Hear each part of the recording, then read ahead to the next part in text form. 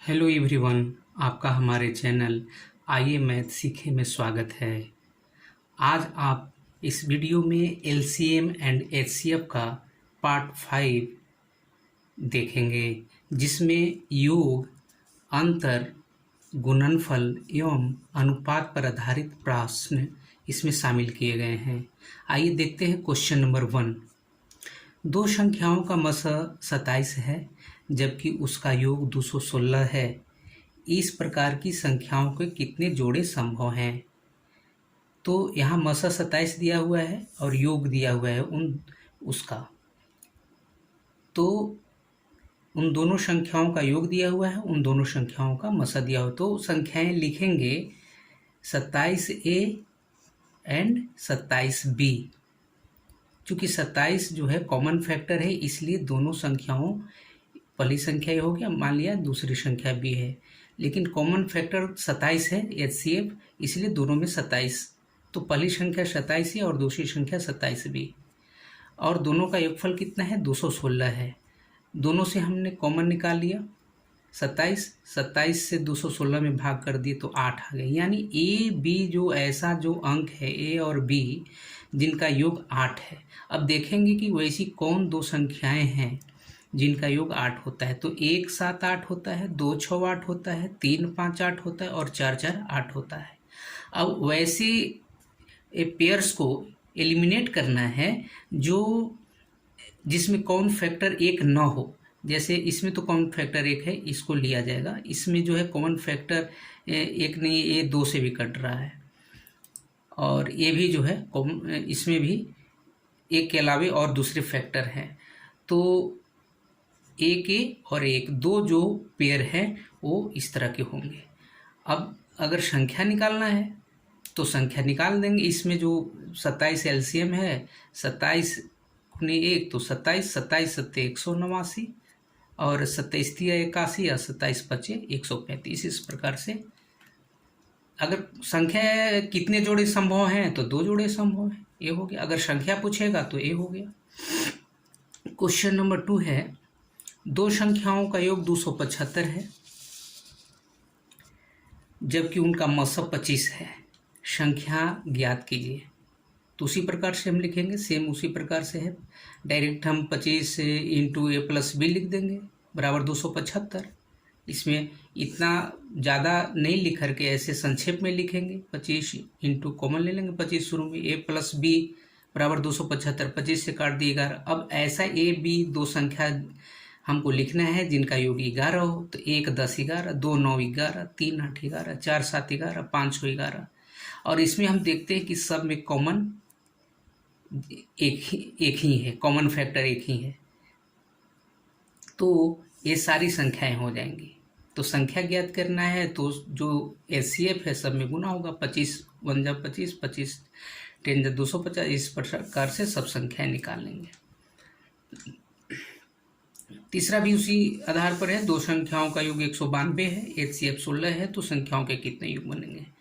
Direct 16 common हमने ले लिया, ए प्लस बी बराबर 192, 16 से 12 बार में बन गया। अब देखेंगे कि दो संख्याएं जिनका योग 12 हो, तो 1 11, 2 10, 3 9, 4 8, 5 7, इस प्रकार से। अब देखेंगे जिसका कॉमन फैक्टर 1 हो, यानी को प्राइम नंबर, सहभाग संख्या। तो सहभाग संख्या जिनका मसा 1 हो तो ए है। फिर इसके बाद इसमें तो 1 के अलावे भी कॉमन फैक्टर, इसमें भी 1 के अलावे कॉमन फैक्टर इसमें भी है, और 1 है। तो 1 और 1 2 युग्म बनेंगे। दो संख्याओं का मसा 12 है, उनका अंतर 36 है। इस प्रकार की संख्याओं के कितने जोड़े संभव है? इसमें अंतर है तो ठीक है, प्लस के जगह माइनस लिखेंगे। तो इस प्रकार से a माइनस बी का 3 आ गया। तो यानी कि दो संख्याएं देखेंगे जिनका अंतर 3 हो, तो 5 में से 2 गया 3, 4 में से क्या 3, 6 में से 3 गया, 7 में से 4 गया 3, 8 में से 5 गया 3, 10 में से 7 गया 3। इस प्रकार से अनंत संख्याएं बनेंगी। तो इसका इस तरह का अगर क्वेश्चन हो तो उसमें हम अनंत जोड़े में हम टिक लगाएंगे। इस प्रकार अंतर में अनंत जोड़े। क्वेश्चन नंबर 5 है, दो संख्याओं का अंतर 24 है तथा उनका एचसीएफ 12 है। इस प्रकार की संख्याओं के कितने जोड़े संभव हैं? तो डायरेक्ट आप इस तरह से आप बना सकते हैं, इसका अनंत कर सकते हैं। क्योंकि बहुत सारी ऐसी संख्याएं हैं जिनका अंतर 2 आएगा, अनंत संख्याएं, तो अनंत इसका आंसर हो गया। चलिए अगला क्वेश्चन देखते हैं। क्वेश्चन नंबर 6, दो संख्याओं का मसा 16 है जबकि गुणनफल इतना है, तो ऐसी संख्याओं के कितने जोड़े संभव हैं? तो गुना है तो गुना के रूप में दोनों संख्याओं को लिख लिए, 16a गुने 16b। अब इसको कॉमन नहीं लेंगे, यही ध्यान देना है कि गुणनफल अगर रहे तो दोनों संख्याओं से हम काटेंगे, ये नहीं कि कॉमन ले लेंगे तो गलत हो जाएगा। तो 16a गुने 16b है, इसी से हम ये दोनों को काटे। 16 से पहले 448 बार में कट गया और फिर 16 से 28 बार में। अब ऐसी दो संख्याएं लेना है जिनका गुणनफल 28 हो, तो 1 गुने 28 28, 2 गुने 14 28 और 4 सत्ते 28। अब ये दोनों में देख रहे हैं, इसमें तो देख रहे हैं कि कॉमन एक के अलावे भी कॉमन फैक्टर है, तो ये दोनों इसका 2 जोड़े आंसर हो गया। उसी प्रकार से दो संख्याओं का गुणनफल 2700 है और उनका HCF 15 है, तो संख्याएं कौन कौन सी? उसी प्रकार से सेम बनाएंगे। ए बी बराबर आ गया 12। अब देखेंगे कि दो संख्याएं जिनका गुणनफल 12 हो, 1 गुने 12, 2 गुने 6, 3 गुने 4। इसमें तो एक के अलावे कॉमन फैक्टर है, तो ये एलिमिनेट हो गया, इसको नहीं लेंगे। अब ये 2 जोड़े बन गए। अब संख्याएं कौन कौन सी हैं, तो HCF से मल्टीप्लाई कर देंगे। HCF जो है 15 है, तो 15 गुने 1 15, अब 15 गुने 12 180 एक होगा। अब इसका है 15 3 45, 15 चौका 60 हो गया। दो संख्या को गुणनफल 6760 है और HCF 13 है, तो दोनों के कितने युग बनेंगे? सेम उसी प्रकार से, तो AB बराबर हो गया 40, इसको काटेंगे तो AB बराबर आएगा 40। अब जो है AB का अब लेंगे कि कौन दो संख्याओं का गुणनफल 40 होता है। 1 40, 2 20, 4 10, 5 8, तो ये दोनों के जो है एक के अलावे कॉमन फैक्टर है, तो ये दोनों सहभाज्य संख्या, ये भी सहभाज्य संख्या है, तो 2 युग्म बन गया।